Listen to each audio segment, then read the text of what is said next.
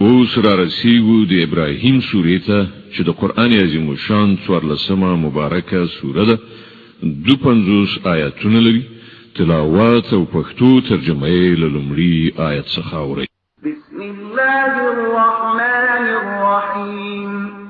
د الله په نوم چې ډېر زیات مهربان پورا رحم لرونکی. الف لام را كتاب أنزلناه إليك لتخرج الناس من الظلمات إلى النور بإذن ربهم إلى صراط العزيز الحميد. الله الذي له ما في السماوات وما في الأرض وويل للكافرين من عذاب شديد. الذين يستحبون الحياة الدنيا على الآخرة ويصدون عن سبيل الله ويبغونها عوجا أولئك في ضلال بعيد. الف لام را. ای پیغمبره، دا یو کتاب دی چې موږ ستا لوري ته نازل کړی دی ترڅو چې ته خلق له ترږمیو نه راوباسې، رڼا ته یې راولي. د هغو د رب په توفیق سره د هغو خدای لارې ته چې زورور او په خپل ذات کې په خپل ستایل شوی دی او د ځمکې او اسمانونو د ټولو هستیو څښتن دی او سخته تباه کوونکې سزا ده د هغو حق نه منونکو لپاره چې د دنیا ژوند ته په آخرت باندې ترجیح ورکوي. د الله له لارې نه خلک منع کوي او غواړي چې دغه لاره د هغو د هیلو سره سمه کږه شي. دا خلک په ګمراهۍ کې ډېر لرې تللي دي. وما أرسلنا من رسول إلا بلسان قومه ليبين لهم فيضل الله من يشاء ويهدي من يشاء وهو العزيز الحكيم. مونږ چې د خپل پیغام رسولو لپاره هر کله کوم پیغمبر لېږلی دی هغه ته مو هماغه د خپل قوم په ژبه پیغام ورکړی دی ترڅو چې هغه په ښه شان په روښانه توګه هغوی په خبره پوه کړي. بیا چې د الله چاته خوښه شي ګمراه کوي او چاته چې خوښه شي سمه لاره ورښیي. هغه برلاسی او د حکمت څښتن دی. ولقد أرسلنا موسى بآياتنا أن أخرج قومك من الظلمات إلى النور وذكرهم بأيام الله إن في ذلك لآيات لكل صبار شكور. موږ له دې نه مخکې موسی علیه السلام هم له خپلو نښانو سره لېږلی دی. هغه ته هم موږ حکم کړی و چې خپل قوم له ترږمیو نه رڼا ته راوباسه او هغو ته د الهي تاریخ د درس اخیستنې وړ پیښو په اورولو سره نصیحت وکړه. په دغو پیښو کې د هر هغه چا لپاره سترې نښانې دي چې صبر او شکر کوونکي دي. وإذ قال موسى لقومه اذكروا نعمة الله عليكم إذ أنجاكم من آل فرعون يسومونكم سوء العذاب ويذبحون أبناءكم ويستحيون نساءكم وفي ذلكم بلاء من ربكم عظيم. هغه وخت یاد کړه چې موسی علیه السلام خپل قوم ته وویل د الله هغه ښېګڼه په یاد ولرئ چې هغه پر تاسې کړې ده. هغه تاسې له فرعونیانو نه وژغورلی چې تاسې سخت ربړولی، ستاسې هلکانې وژل او ستاسې ښځې ژوندۍ ساتلي. په دې کې ستاسې د رب له لوري لوی ازمویښت.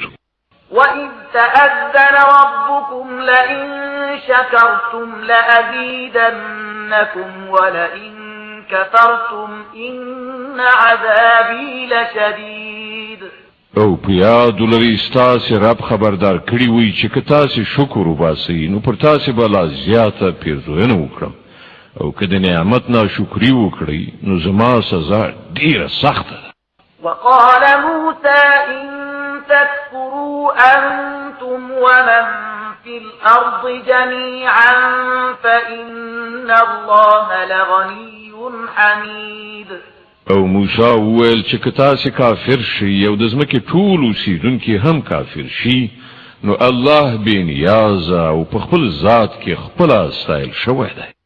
ألم يأتكم نبأ الذين من قبلكم قوم نوح وعاد وثمود والذين من بعدهم لا يعلمهم إلا الله جاءتهم رسلهم بالبينات فردوا أيديهم في أفواههم وقالوا إنا كفرنا بما أرسلتم به وإنا لفي شك مما تدعوننا إليه مريب.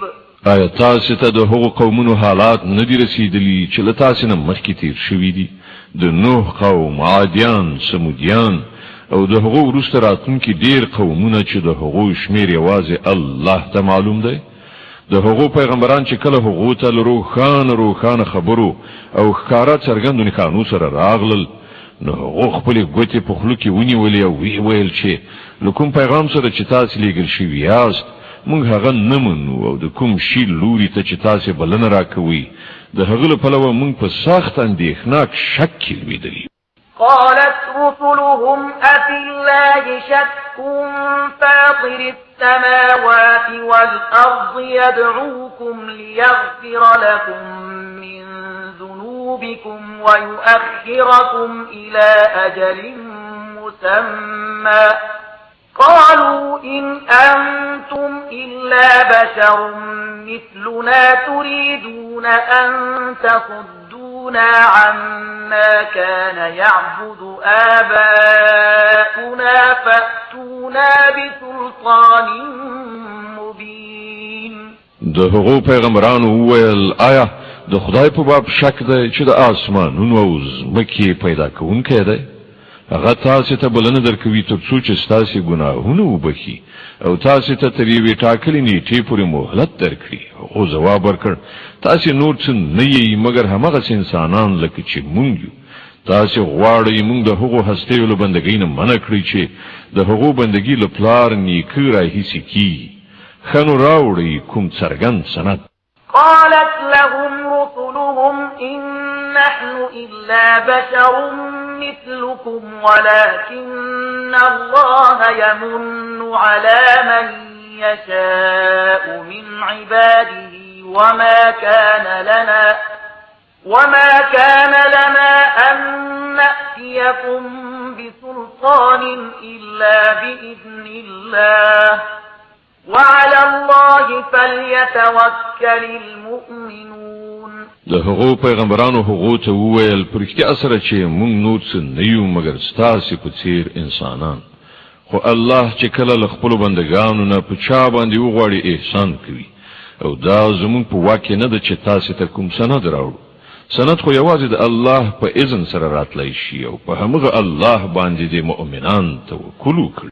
وما لنا ألا نتوكل على الله وقد هدانا سبلنا ولنصبرن على ما آذيتمونا وعلى الله فليتوكل المتوكلون. او موږ ولې پر الله توکل نکړو په داسې حال کې چې د ژوند په لارو هغه موږ ته لارښوونه کړې ده؟ تاسې چې موږ ته کوم کړاوونه رسوي موږ به پر هغو صبر وکړو او توکل کوونکو ته پکار ده چې پر الله توکل وکړي. وقال الذين كفروا لرسلهم لنخرجنكم من أرضنا أو لتعودن في ملتنا فأوحى إليهم ربهم لنهلكن الظالمين ولنسكننكم الأرض من بعدهم ذلك لمن خاف مقامي وخاف وعيد. په پای کې منکرانو خپلو پیغمبرانو ته وویل چې یا به تاسې بیرته زموږ په دین کې داخلیږئ که نه نو موږ به تاسې له خپل هیواد نه وباسو. په دې وخت کې د هغو رب هغو ته وحی ولېږله چې موږ به دغه ظالمان هلاک کړو او له هغو وروسته به تاسې په ځمکه کې میشته کړو.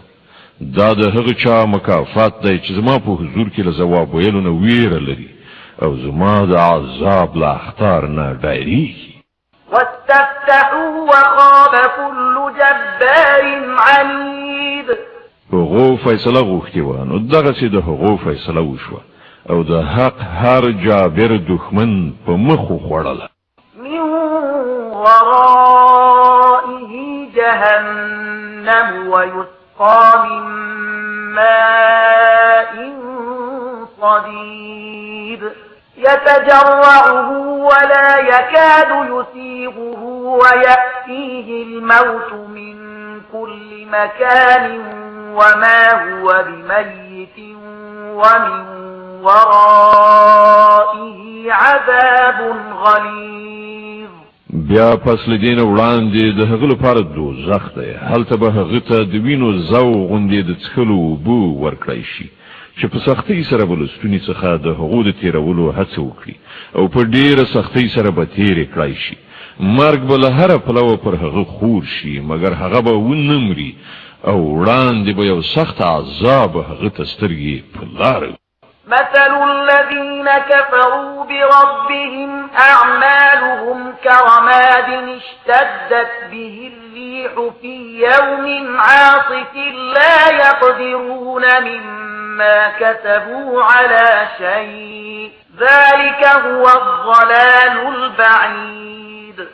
کوم خلق چې په خپل رب کافر شوي دي د هغو د عملونو مثال د هغو ایرو په شان دی چې هغه د یوې طوفاني ورځې بړبوکۍ الوزولې وي.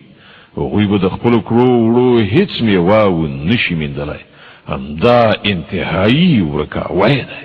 ألم تر أن الله خلق السماوات والأرض بالحق إن يشأ يذهبكم ويأتي بخلق جديد وما ذلك على الله بعزيز. آیت نویني چې الله د آسمانونو او ځمکې پیدایښت په حق باندې درولی دی. که هغه وغواړي نو تاسې به له منځه یوسي او یو نوی مخلوق به ستاسې په ځای راولي.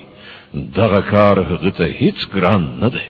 وبرزوا لله جميعا فقال الضعفاء للذين استكبروا إنا كنا لكم تبعا فهل أنتم مغنون عنا من عذاب الله من شيء قالوا لو هدانا الله لهديناكم سواء علينا أجزعنا أم صبرنا ما لنا من محيص.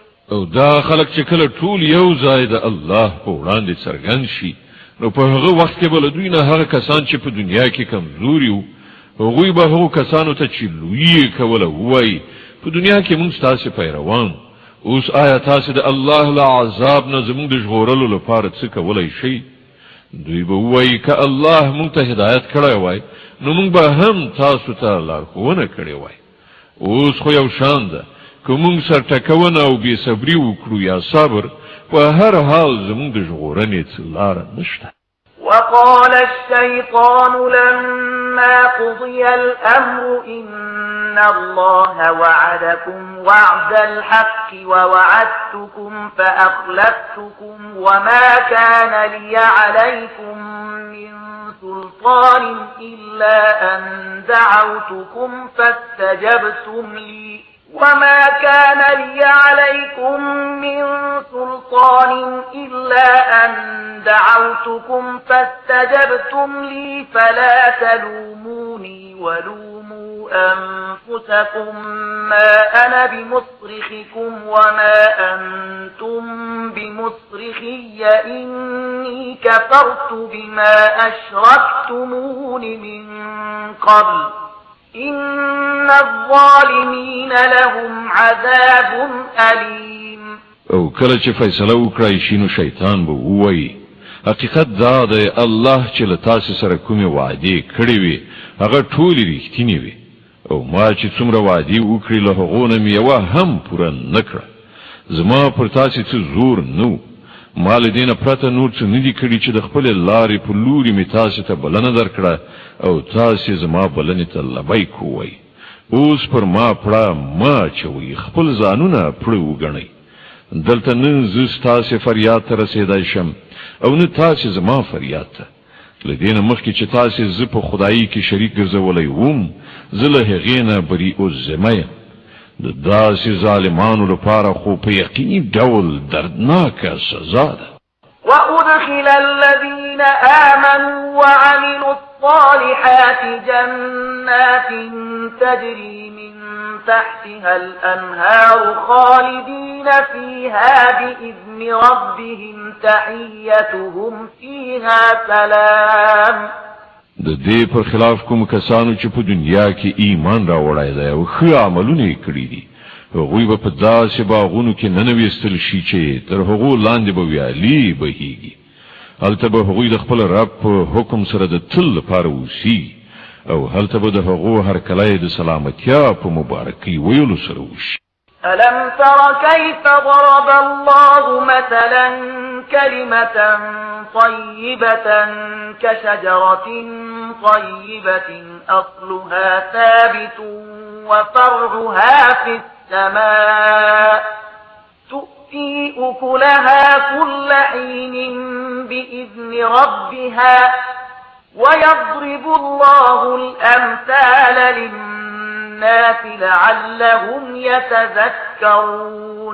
آیتن نګوري چې الله د سپېڅلې کلمې مثال کوم شی ښودلی دی د هغې مثال داسې دی لکه یوه ښه ذات لرونکې ونه چې د هغې ریښې په ځمکه کې خښې شوي دي او څانګې تر اسمانه رسېدلي دي هغه په هر وخت کې د خپل رب په حکم سره خپلې میوې راوړي دا مثالونه الله د دې لپاره بیانوي چې خلک ورڅخه درس واخلي ومثل كلمة خبيثة كشجرة خبيثة اجتثت من فوق الأرض ما لها من قرار او د ناولې کلمې مثال دی وی بدذاتې ونې په څیر دی چې د ځمکې له مخ نه راویستل شوي غورځول کېږي د هغې لپاره هیڅ محکم والی نشته يثبت الله الذين آمنوا بالقول الثابت في الحياة الدنيا وفي الآخرة ويضل الله الظالمين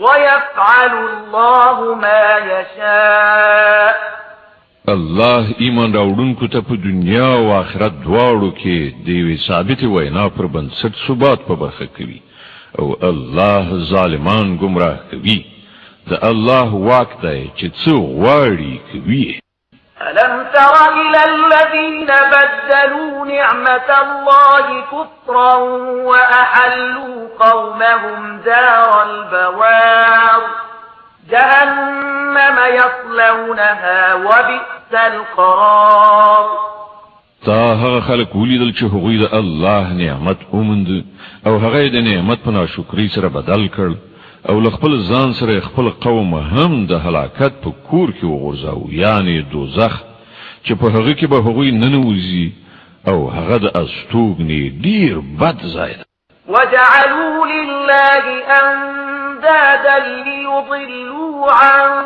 سبيله قل تمتعوا فإن مصيركم إلى النار او د الله یو څه سیالانې وټاکل تر څو چې هغوی دوی د الله له لارې نه بېلارې کړي دوی ته ووایه ښه ده خوندونه واخلئ په پای کې ستاسې ورګرځېدل دوزخ دي قل لعبادي الذين آمنوا يقيموا الصلاة وينفقوا مما رزقناهم سرا وعلانية من قبل أن يأتي يوم لا بيع فيه ولا خلال ای پیغمبره زما کوم بندگانو چې ایمان راوړی دی هغو ته ووایه چې لمونځ قایم کړي او څه چې موږ هغو ته ورکړي دي له هغو څخه د خیر په لار کې په پټه او ښکارا لګښت وکړي مخکې له دې نه چې هغه ورځ راشي چې په هغې کې به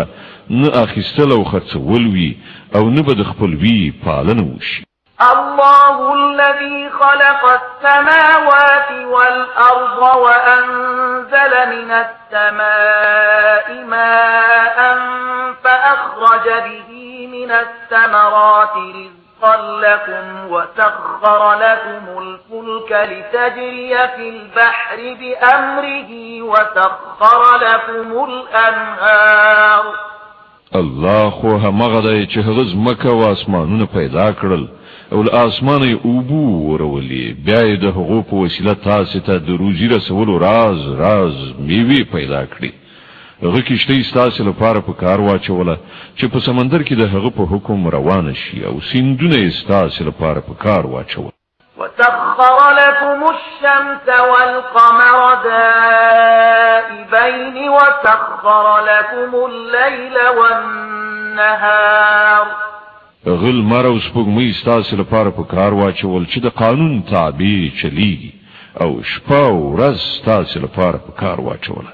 وآتاكم من كل ما سألتموه وإن تعدوا نعمة الله لا تحصوها إن الإنسان لظلوم كفار. هغه ټول هغه څه تاسې ته درکړل چې تاسې وغوښتل که تاسې وغواړئ چې د الله نعمتونه وشمېرئ نو شمېرلی نه شئ. حقیقت دا دی چې انسان ډیر بې انصافه او ناشکره ده. وإذ قال إبراهيم رب اجعل هذا البلد آمنا واجنبني وبني أن نعبد الأصنام. یاد کړه هغه وخت چې ابراهیم دعا کړې و چې پروردګار دا ښار د امن ښار وګرځوه او ما او زما اولاد له بت پرستۍ نه وساته. رب إنهن أضللن كثيرا من الناس فمن تبعني فإنه مني ومن عصاني فإنك غفور رحيم. پروردګار دغه بوتانو زیاتره خلک په گمراهۍ کې اچوي چې څوک زما په کړنلاره لاړ هغه زما دی او پروردګار دا ښار د امن ښار وګرځوه او ما او زما اولاد له بت پرستۍ نه وساته. ربنا إني أسكنت من ذريتي بواد غير ذي زرع عند بيتك المحرم ربنا ليقيموا الصلاة فاجعل أفئدة من الناس تهوي إليهم ربنا ليقيموا الصلاة فاجعل أفئدة من الناس تهوي إليهم وارزقهم من الثمرات لعلهم يشكرون. پروردګار ما په یو بی اوبو وخو لاو کې د خپل اولاد او برخه ستاد محترم کور ترڅنګ میشته کړه. پروردګار دا ما د دې لپاره کړی دي چې دا خلک دلته لمونځ قایم کړي نو ته د خلکو زړونه د دوی په تلوسه کړه او ته دوی ته د خوراک میوې ورکړه ښایي چې دوی شکر ویستونکي شي. ربنا إنك تعلم ما نخفي وما نعلن وما يخفى على الله من شيء في الأرض ولا في السماء. پروردګار ته پر هغه څه چې مونږ پټو یا څرګندو پوهیږي او پر اختیار سره له الله څخه هیڅ شی نه په ځمکه کې پټ دی نه په اسمانونو کې.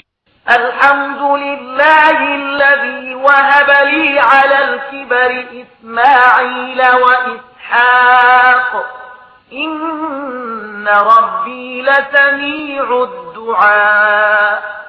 د هغه خدای شکر دی چې هغه ماته په دې زوړ والی کې اسماعیل او اسحاق غوندې زامن راکړل. حقیقت دا دی چې زما رب اروم مرو د دعا اوریدونکی دی. رب اجعلني مقيم الصلاة ومن ذريتي ربنا وتقبل دعاء ربنا اغفر لي ولوالدي وللمؤمنين يوم يقوم الحساب. ای زما پروردگار، ما د لمونځ قایمونکی وګرځوه او زما له اولاد نه هم داسې خلک را پورته کړه چې دغه عبادت ادا کړي. پروردگار زما دعا قبول کړه. پروردگار ما زما مور پلار او ټول مؤمنانو ته په هغه ورځ بخښنه وکړه چې حساب برپاوي.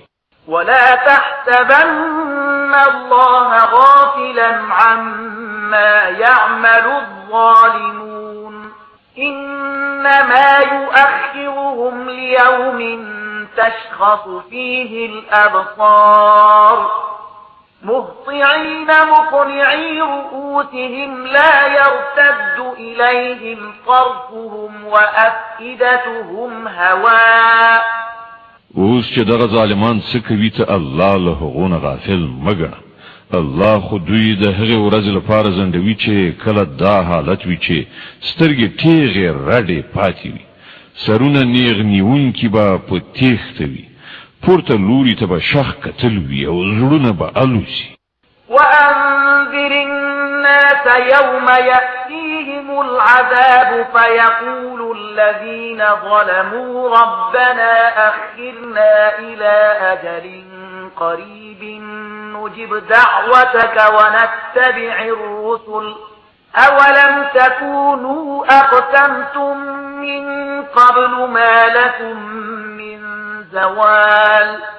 اے محمد صلی الله علیه وسلم، ته دوی له هغې ورځې نه وویروه چې کله دوی ته عذاب راشي، په هغه وخت کې به دغه ظالمان ووایي چې ای زمونږ ربه، مونږ ته لږ غوندې نور مهلت راکړه، مونږ به ستا دعوت ته لبیک ووایو او د پیغمبرانو پیروي به وکړو. خو دوی ته به په څرګند ډول ځواب ورکړی شي چې آیا تاسې همغه خلک نه چې له دې نه مخکې مو په قسمونو خوړلو ویل چې مونږ هېڅکله زوال نه لرو.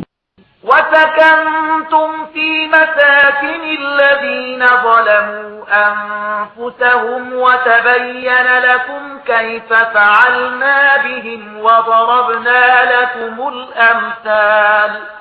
په داسې حال کې چې تاسې د هغو قومونو په کلیو کې اوسېدلی چې هغو په خپله په ځان ظلم کړی و او کتلې مو چې مونږ له هغو سره څه چلند وکړ او د هغو د مثالونو په راوړلو مونږ تاسې پوهولي هم وی. وقد مكروا مكرهم وعند الله مكرهم وإن كان مكرهم لتزول منه الجبال. هغو خپلې ټولې دسیسې په کار واچولې، خو د هغو د هرې دسیسې خنثی کول له الله سره وو، که څه هم چې د هغو چلونه داسې قوي وو چې غرونه به پرې له ځایه بې ځایه شي. فلا تحسبن الله مخلف وعده رسله إن الله عزيز ذو انتقام. نو ای پیغمبره، ته هیڅکله دا ګمان مه کوه چې الله به په کوم وخت کې له خپلو پیغمبرانو سره د کړو وعدو پر خلاف کار وکړي. الله زورور او غچ اخیستونکی دی. يوم تبدل الأرض غير الأرض والسماوات وبرزوا لله الواحد القهار. دوی له هغې ورځې نه وویروه چې کله ځمکه او اسمانونه بدل او له یو څه نه بل څه جوړ کړی شي او ټول به د یو قهار خدای په وړاندې څرګند حاضر شي. وترى المجرمين يومئذ مقرنين في الأصفاد سرابيلهم من قطران وتغشى وجوههم النار ليجزي الله كل نفس ما كسبت إن الله سريع الحساب. په هغه ورځ به څه مجرمان وګوري چې په زنځیرونو کې به یې لاسونه پښې کلکې تړلي وي، د قیر جامې به یې اغوستې وي او د اور شغلې به د هغو پر مخونو خورېدونکي وي. دا به ځکه داسې وي چې الله هر تنفس کوونکي ته د هغه د کړو وړو بدله ورکړي. د الله په حساب اخیستلو کې څه ځنډ نه راځي. هذا بلاغ للناس ولينذروا به وليعلموا أنما هو إله واحد وليذكر أولو الألباب. دا د ټول انسانانو لپاره یو پیغام دی او دا د دې لپاره لیږل شوی دی چې هغوی د دې په وسیله خبردار کړی شي او هغوی وپوهیږي چې په حقیقت کې خدای صرف یکی یو دی او څوک چې پوهه لري هغوی متوجه شي. صدق الله العظیم. الله ستر رښتیا ویونکی دی.